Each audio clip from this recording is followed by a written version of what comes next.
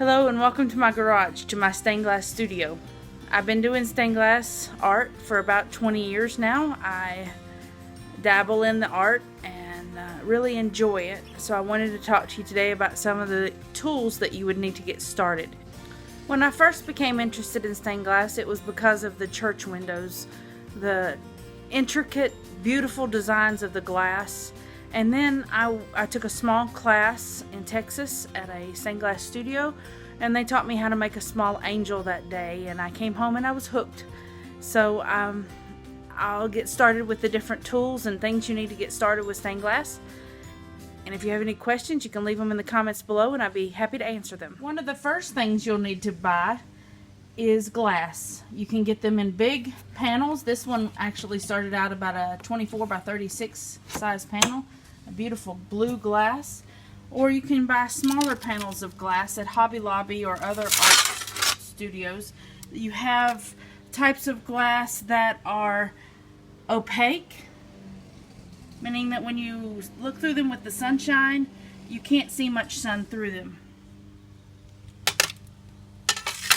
And then you've got your clear water glass that when you look through them, you see the glass and the pattern of the glass, but you can also see the sun or light through them.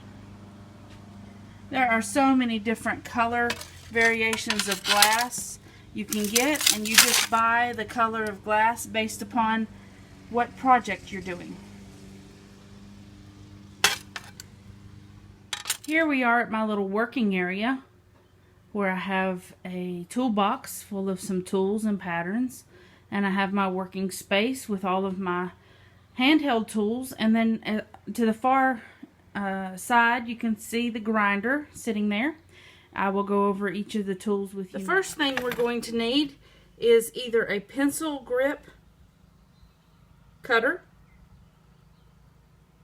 This has a small carbide roller tip on the blade. It's been sitting in oil, that's why it looks wet, so it will stay fresh and not rusted. Then you also have a pistol grip cutter tool. With the same carbide tip blade, you can fill the reservoir with oil so that it flows down through and onto the blade and helps you to cut easier. On the back you have a metal knob to fill up your reservoir, but you also can use that for breaking the glass. So those are the two tools you're going to need. Either a pistol grip cutter or a pencil grip cutter, depending upon how you like to hold it. We will discuss further how to use those in a future video. The next tool is a Grozer breaker pair of pliers. They have a set of jaws that have ridges to help grab the glass and break them.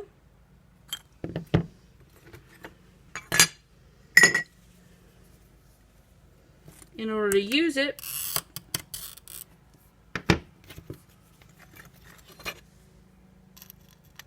you grab the glass at the cutting line and pop it. The next set of pliers we use are round running pliers. They have a rounded tip inside of them. They have a line on the top to show us where to put our cutting line, and then you put the glass in between them and they help to break the glass.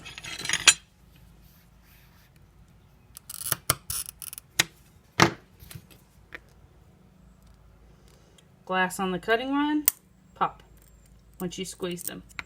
You also have an adjustment on the top with this Allen screw so that you can adjust how hard or how thick the glass is that you're working with. Next tool you will need is copper foil. It comes in rolls. It is copper on the top and sticky backed on the bottom to stick to the glass. This particular one is silver on the inside. I have other brands that have black on the inside. This one's copper on the inside. Depending upon the color that you intend for your solder to be at the end, or the color of glass that you're using, you would choose the color of copper foil, just in case any of it is visible at the end. Again, this is a sticky back tape that you put on the glass that you solder over that holds the glass pattern together. The next tool you're going to use is solder. It does contain lead, so you want to be careful when you're working with it. This is 60-40 solder. That means it's 60% tin and 40% lead. This is not the same kind of solder that you would buy at a hardware store to repair your plumbing. The next tool or chemical would be stained glass flux. Once you copper tape your pieces of glass and you get ready to solder them, you paint your flux on the glass, on the solder, on the copper foil, where you're going to solder. It is an acid that allows the solder to stick to the copper foil. You can also choose to purchase patina. Once you get your glass soldered together, then you can patina it so that it is no longer silver, it is black. This piece has been patinaed with black. Also going to want some safety items, safety glasses, gloves when working with your lead. Also an apron would be advisable when you are grinding and working with your glass. Sometimes you have tiny shards of glass that can get upon your clothing, and you might want to change before you go back in your home. And then another tool is your grinder. I have a Glass Star All-Star. There are less expensive grinders available that do just as good a job. I chose to go with the Glass Star. Inside of the grinder, it holds water. You pour water in with a coolant. The water then is brought up to the back of the grinding head with a sponge, and as you work your piece of glass, it allows it to become wet so that it grinds easily. This is a diamond bit head.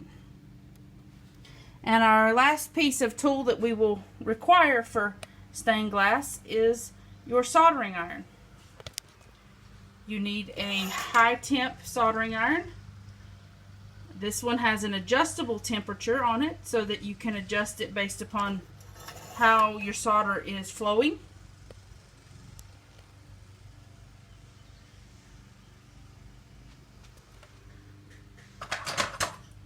And another tool that I would suggest is a FID. This one allows you to push your pieces together when you're working with it. It also allows you to flatten your copper foil on your glass pieces as you're working it. When you get ready to get started, you're going to pick out a pattern. We're going to talk about patterns in our next video.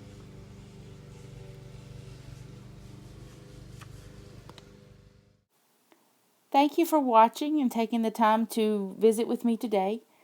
Again, these are just some of the tools that you would need to purchase in order to get started, and you can always add more later.